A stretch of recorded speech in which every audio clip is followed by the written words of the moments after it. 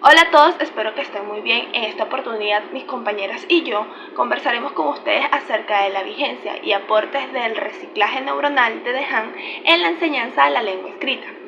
En el transcurso de este video conocerán acerca de su núcleo epistemológico, su postura en la dimensión social y tecnológica, la transferencia didáctica, es decir, de la teoría a la práctica pedagógica, y tendremos una pequeña dinámica de cierre. Ahora bien, comencemos. Para iniciar, me gustaría que por un momento imaginen algo muy simple, una página llena de letras. Para cualquier lector adulto, esas letras se transforman inmediatamente en palabras, ideas y significados. El proceso ocurre tan rápido que casi no somos conscientes de ello. No obstante, desde la neurociencia, esta habilidad aparentemente automática es en realidad el resultado de una compleja reorganización cerebral, y es a partir de esta premisa que queremos presentar la propuesta del neurocientífico cognitivo Stanislas Dehaene y cómo él entiende el proceso de aprender a leer y escribir. Stanislas Dehaene es un reconocido neurocientífico cognitivo francés cuyas investigaciones se centran en comprender cómo el cerebro humano procesa la información, aprende y desarrolla habilidades cognitivas complejas como el lenguaje, la lectura o el pensamiento matemático. Su trabajo combina aportes de la psicolingüística cognitiva, la lingüística y la neurociencia, y utiliza técnicas que permiten observar directamente la actividad del cerebro, mientras la persona realiza tareas cognitivas como leer, escribir o calcular, identificando qué áreas exactas se activan en cada proceso y se reorganizan durante el aprendizaje, la cual una de ellas es la conocida caja de letras. Y gracias a sus estudios se demuestra cómo la biología neuronal se adapta para adquirir habilidades culturales complejas. La teoría principal de Dehaene es la del reciclaje neuronal. Para comprender esta propuesta, primero debemos tener presente que el cerebro es una red extremadamente compleja de células interconectadas, llamadas neuronas. Cada una de ellas se conecta con miles de otras, formando circuitos que permiten, como lo ha señalado el autor, todo lo que sentimos, pensamos y aprendemos. Es en ese sentido que Dehaene afirma que todas las palabras que conocemos provienen de nuestro cerebro. Por lo tanto, el proceso de lectoescritura no aparece de forma mágica, sino que implica la coordinación de múltiples áreas cerebrales que trabajan de manera integrada para reconocer letras y asociarlas con sonidos para así construir significados. A partir de esto, Dehaene plantea que la lectura es una invención cultural demasiado reciente como para que el cerebro haya desarrollado un módulo específico a través de la evolución. Es decir, no nacemos con un cerebro lector, sino que esta habilidad debe construirse a partir de estructuras que ya existen en nuestro sistema cognitivo. Ante esta situación, el cerebro no crea circuitos nuevos desde cero, sino que reorienta funciones.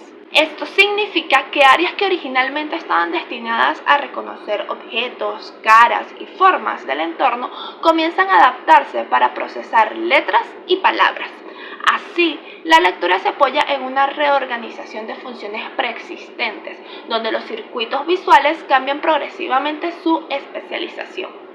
Es sumamente importante establecer que este proceso es posible gracias a la plasticidad cerebral, que es la capacidad del cerebro para modificar la función y las conexiones de sus neuronas en respuesta a nuevas experiencias o aprendizajes.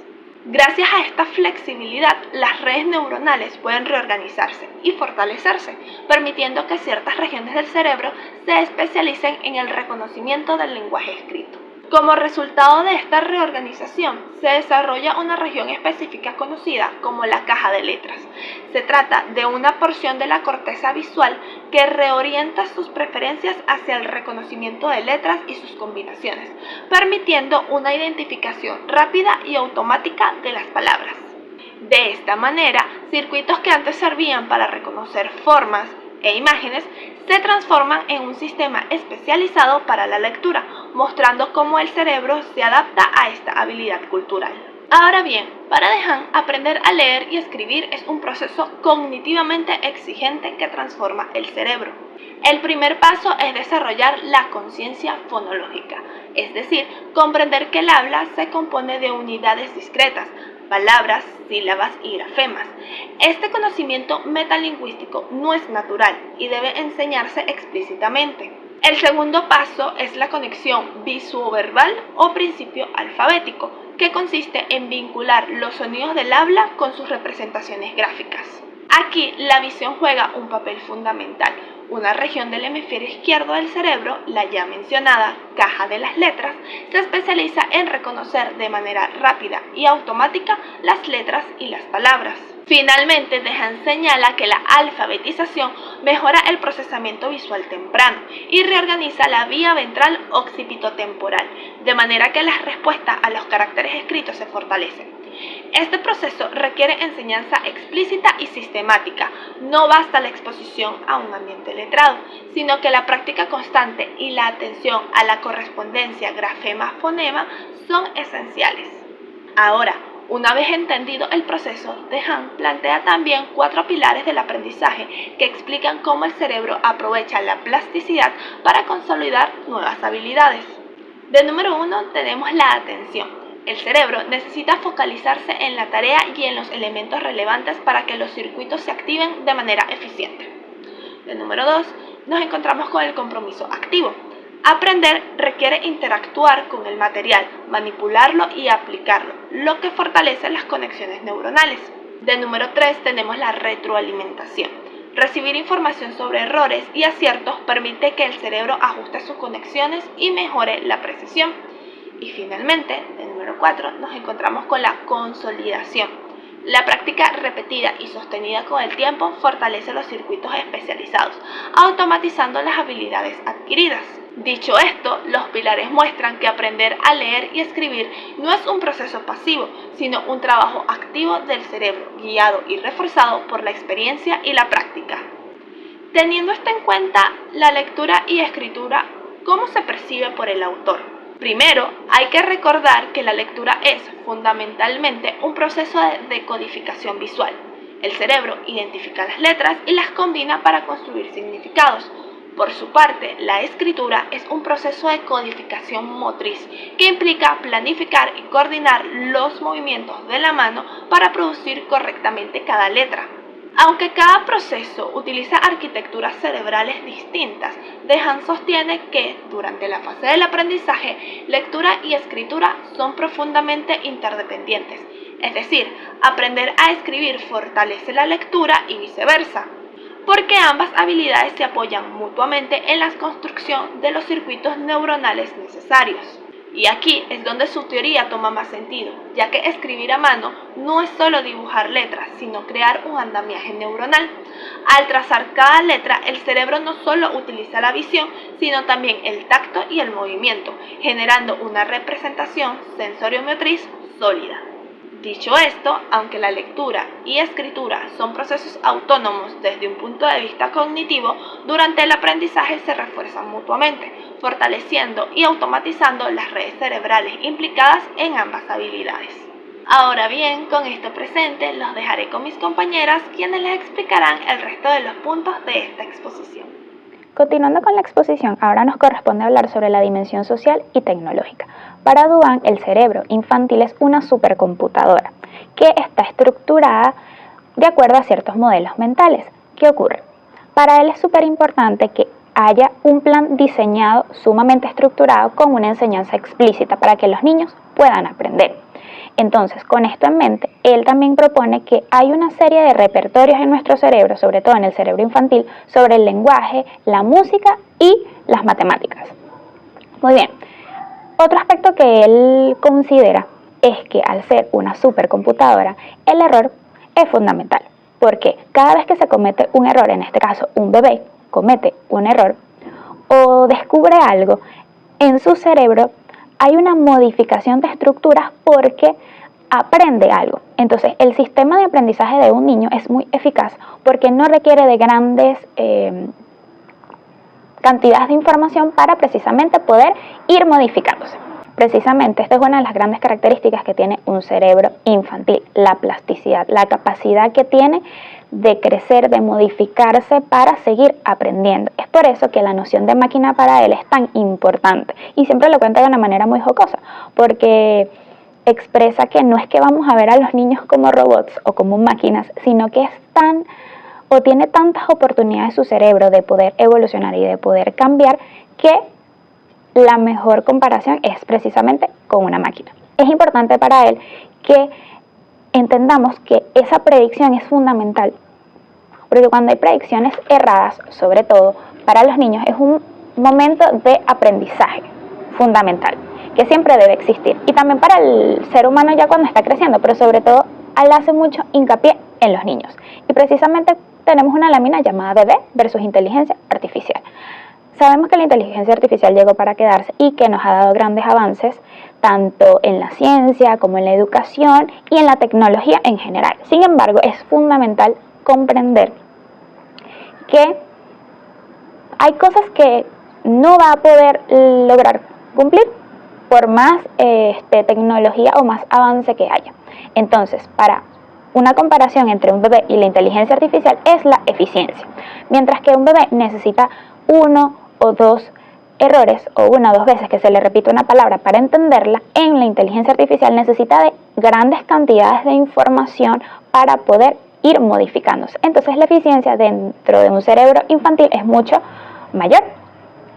Por eso es que para el niño la sorpresa es la mayor fuente de información y de aprendizaje rápido, porque es la que le permite con ciertos estímulos muy concretos pues ir haciendo las modificaciones pertinentes en su cerebro y así poder aprender de una manera mucho más eficaz, de una manera mucho más natural, ya que esa misma información él la va a poder llevar a otros contextos.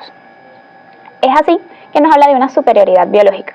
Como les decía al principio, la inteligencia artificial ha avanzado muchísimo, pero todavía no llega al nivel de un cerebro humano, de un cerebro, en este caso, sobre todo infantil, ya que tiene esa plasticidad que hablaba Duan, capaz de poder ir modificándose en torno a lo que va aprendiendo. Y sabemos que los niños en esos momentos es donde están en esa brecha de poder adquirir todo lo del entorno, todo lo de las personas a su alrededor y poderlos ir estructurando en su cerebro para más adelante hacer uso de eso. En una conferencia de Duan, él habla sobre el mito del multitasking.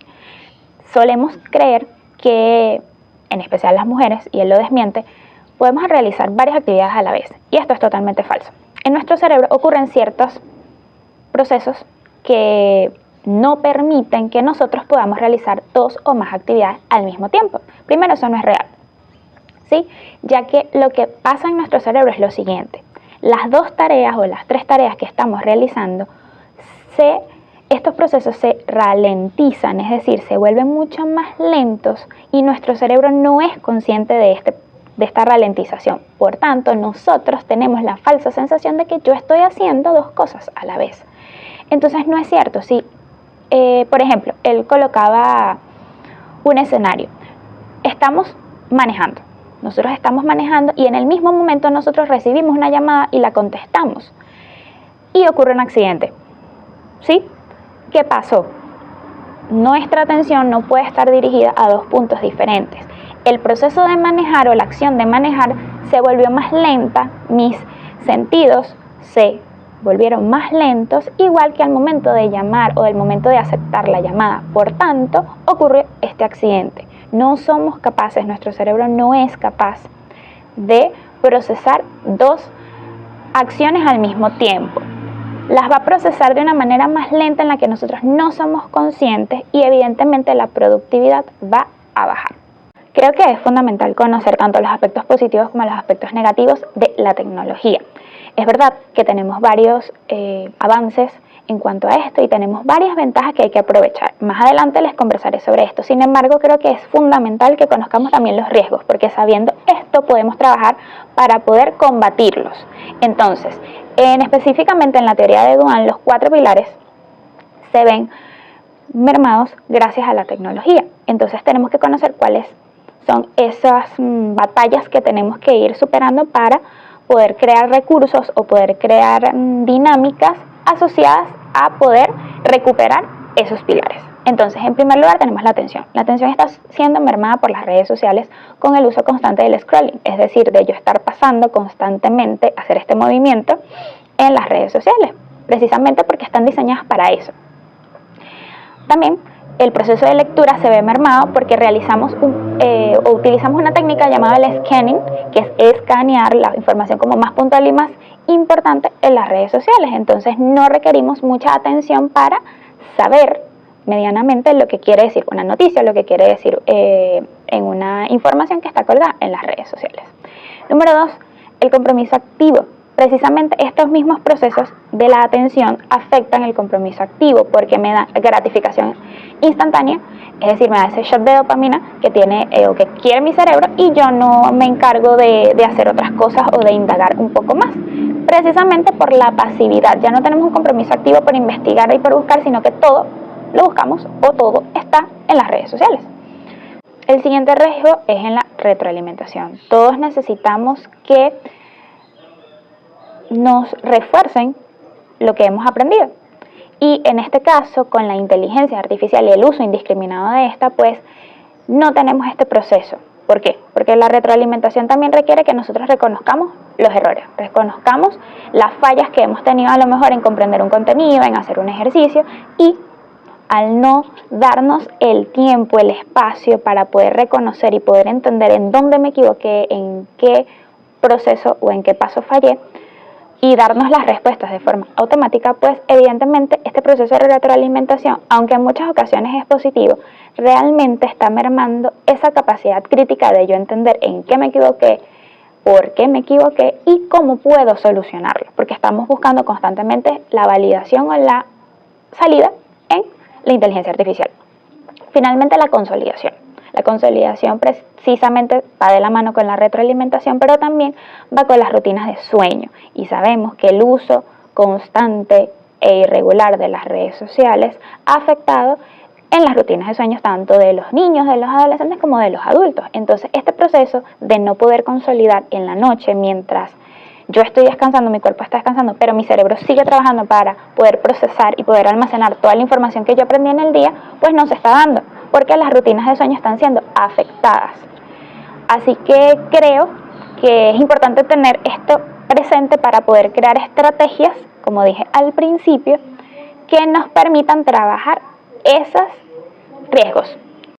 A continuación conversaremos sobre la perspectiva que tiene Duan sobre los procesos de lectura y de escritura con la tecnología. Él indica que aunque es lamentable, la escritura manual va a desaparecer. Sabemos que ahora preferimos utilizar medios tecnológicos para escribir y no tanto en medios físicos. Por tanto, este proceso, la realidad es que medianamente en el futuro ya no va a existir como una primera instancia para nosotros escribir. Sin embargo, él menciona que la lectura es insustituible, ya que esta es la que nos va a permitir poder tener un pensamiento lógico y un pensamiento crítico. Y sabemos que ya la lectura, si está inmersa en nuestro sistema diario, pues es una acción que se vuelve inconsciente. ¿Qué va a ocurrir? Que estamos en un proceso de adaptación que ya ha estado pasando a lo largo de los años, desde que la tecnología está más inmersa en nuestras vidas, y este proceso de ir migrando de una lectura física, de libros físicos, de materiales físicos, a medios digitales, en donde podemos hacer cambios o modificaciones en el brillo que tenga una página, en el tamaño de las letras, en los colores que queramos ver esas informaciones. Entonces estamos sufriendo una serie de cambios y nuestro cerebro se está adaptando a ellos. Ahora bien, vamos a presentar el recurso didáctico que nosotros llamamos ritmofonía digital. Algo importante es que esta dinámica se hizo muy viral en redes sociales hace algunos meses y realmente está acorde a trabajar con los pilares de la educación que, como vimos, están siendo mermados por las redes sociales. Entonces vamos a utilizar precisamente esas plataformas que son muy cercanas para nuestros estudiantes y demostrarles que sí, tienen una función social, pero también pueden tener una función educativa. Evidentemente, como docentes nosotros tomaremos o haremos las modificaciones necesarias para que podamos lograr los objetivos. Entonces, en esta oportunidad vamos a trabajar con la diferenciación de 3 fonemas, con las palabras tala, pala y mala. Esto es un ejemplo. Podemos tomar evidentemente algunas palabras o algunos sonidos que sean muy difíciles para nuestros estudiantes o que veamos, reconozcamos que se les dificulta y utilizarlos en ese recurso. Aquí porque la idea es que sean palabras consideradas pares mínimos en donde solamente al cambiar un fonema hay un cambio de significado, porque eso le va a dar un poco de dificultad también al juego, porque realmente es un juego. Entonces, a continuación se les va a dejar el video con algunos niveles del juego para que ustedes puedan ver, pero básicamente es entender que hay 5 niveles de dificultad, es decir, que el nivel 1 va a ser el más sencillo y el nivel 5 va a ser el más complicado. Y tienen que seguir un ritmo, el ritmo de la canción que va a ser marcado precisamente en el video, y también van a tener una ayuda visual que es viendo la imagen de la palabra, y también esta misma imagen va a tener un recuadro verde alrededor para que ellos sepan que en ese preciso momento ellos deben mencionar. Van a notar que haciendo este ejercicio, pues el primer nivel probablemente lo logren y el segundo también, pero a partir del tercero se vuelve más complicado porque empieza a mezclarse las 3 palabras que tienen sonidos muy similares, y ahí es donde uno se empieza a equivocar. ¿Cuál es mi recomendación? Vamos a hacerlo dependiendo del nivel en el que estemos. Uno, hacerlo primero sin que sigan el ritmo, simplemente que ellos aprendan a reconocer los sonidos. Nosotros podemos marcar un ritmo más lento, porque la idea tampoco es generar frustración. Ya, si están más en confianza o ya entienden la dinámica del juego, pues hacerlo directamente con el ritmo. Hay que hacer mucho hincapié en que a la primera no lo vamos a lograr. Es algo que yo recomendaría hacer en varias sesiones, no en una sola sesión, porque la idea es que ellos también aprendan primero a manejar la frustración, pero también vean que si ellos practican algo, pues evidentemente les va a salir bien. Así que creo que es fundamental tener esto en consideración para que esa actividad en concreto se dé de forma adecuada. Realmente esto es una modernización del mismo principio que utilizamos con los trabalenguas. Cuando nosotros utilizamos este recurso, nosotros tenemos que leer primero correctamente lo que dice el trabalengua y también tenemos que hacerlo rápido. Entonces esto es básicamente esto mismo, pero es algo más cercano a ellos porque ellos probablemente ya lo han visto en redes sociales. Buenas tardes para todos. A mí me corresponde hablar sobre la transferencia didáctica en esta exposición. ¿Qué sucede? Estamos hablando de la teoría de Daigne, el cual tiende a disponer de una actividad llamada el cuerpo recicla, o también conocida como construyendo las letras con el cuerpo. Para darles un contexto del sujeto de estudio que utilizamos, hablamos de un niño de 10 años que presenta una condición cognitiva, en este caso autismo tipo 2. Se seleccionó a este joven porque él tiende a tener cierto rechazo hacia la escritura y que por supuesto aún no identifica de manera visual o en su lectura las sílabas que están compuestas por 3 letras, en este caso pla, bla, pre, entre otras. ¿Qué sucede? El objetivo que nosotros tuvimos al trabajar este tipo de actividades fue ayudar al niño en cuanto al reconocimiento de estas sílabas, bien sea por la forma geométrica o la grafía que se utiliza, y que por supuesto también esta pueda vincularse hacia la forma visual como una experiencia motora, y que por supuesto también se coloque o se afiance esa parte kinestésica del grupo. El procedimiento que nosotros seguimos fue, en primer lugar, se le presentó las sílabas en letras mayúsculas, que vendrían siendo bra, pla y tla. Solamente se utilizaron 4 sílabas compuestas de 3 letras. En este caso, el escolar se le explicó que tenía que construir la forma de la sílaba con plastilina escolar, es decir, esa parte kinestésica en donde él vaya creando junto con este recurso esa palabra sin llevarlo a la parte escrita en este momento. Luego de construir estas sílabas con la plastilina, se va a observar, o este niño iba a observar desde una altura promedio, es decir, como si estuviésemos viendo desde arriba estas sílabas, de manera que él pudiese verlas desde otra perspectiva y que por supuesto adivinara qué palabras puede conformar esta sílaba. Luego, una vez que se adivinen las palabras que se conforman con esta sílaba triple, pasamos a lo que es la parte de fomentar una conversación. ¿Cómo es esa sílaba? ¿Qué vistes de particular en esa sílaba? ¿Tiene líneas rectas? ¿Tiene líneas curvas? ¿Qué sonido hace? Y por último, Se le pidió al niño escribir, no con un lápiz, sino con el dedito en el aire, la sílaba, tanto en mayúscula como en minúscula, para ver si el niño, además de reconocer la sílaba en diferentes perspectivas, también podía reconocerla según la mayúscula y la minúscula. ¿Cómo se podría vincular esta actividad principalmente con la teoría de nuestro autor? Fíjense una cosa, aquí nosotros vinculamos dentro de esta teoría varios factores. El primero es trabajar lo que es el reciclaje neuronal. ¿Por qué? Porque estamos aprovechando la disposición del cerebro para reconocer formas y configuraciones espaciales. Ya dijimos que lo vimos desde el aspecto manual o kinestésico, lo vimos desde la perspectiva desde arriba y también lo vimos desde la forma del aire, es decir, cómo él se imagina desde su consciente la elaboración de este tipo de sílaba. Por supuesto, también vemos que a través de lo que es percibir diferentes formas geométricas, líneas verticales, horizontales o círculos, para que él pudiese crear la sílaba que nosotros deseábamos. Cabe destacar que también tenemos un refuerzo multisensorial, que viene siendo esa vinculación en la parte de lectoescritura. Por supuesto, como Diane afirma, la escritura manual refuerza la lectura. Esta actividad va un paso más allá, no solo traza la sílaba con la mano, sino que también visualiza diferentes formas y maneras.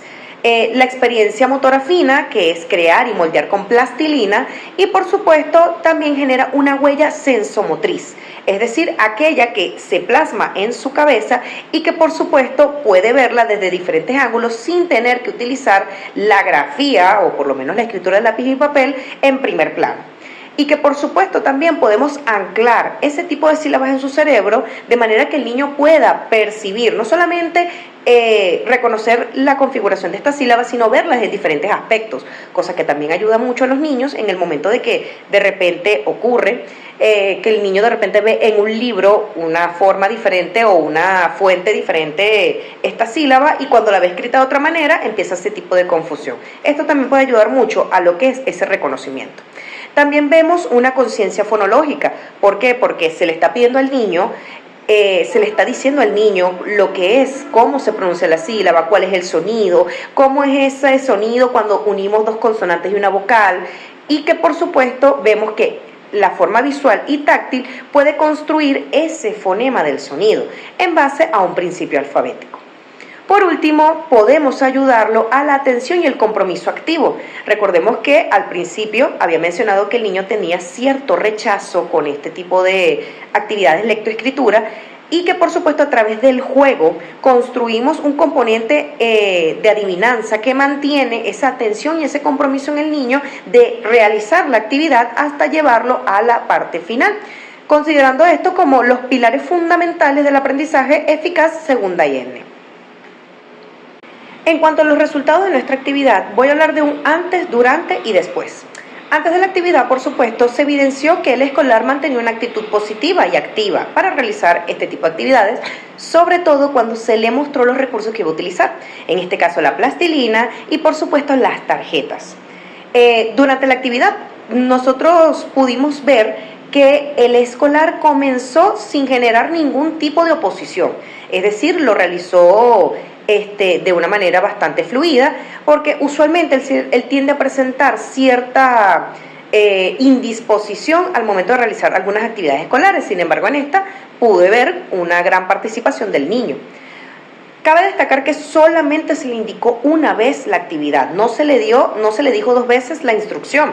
Sin embargo, también, que creo que fue un factor que ayudó mucho, no se le dieron las instrucciones de manera seguida, sino que se le dio una instrucción primero, después la otra y después la otra, porque recordemos también que el niño presenta una condición cognitiva, que en este caso es autismo tipo 2, y eso de repente puede generar en él cierto estrés o de repente cierta dificultad para continuar la actividad.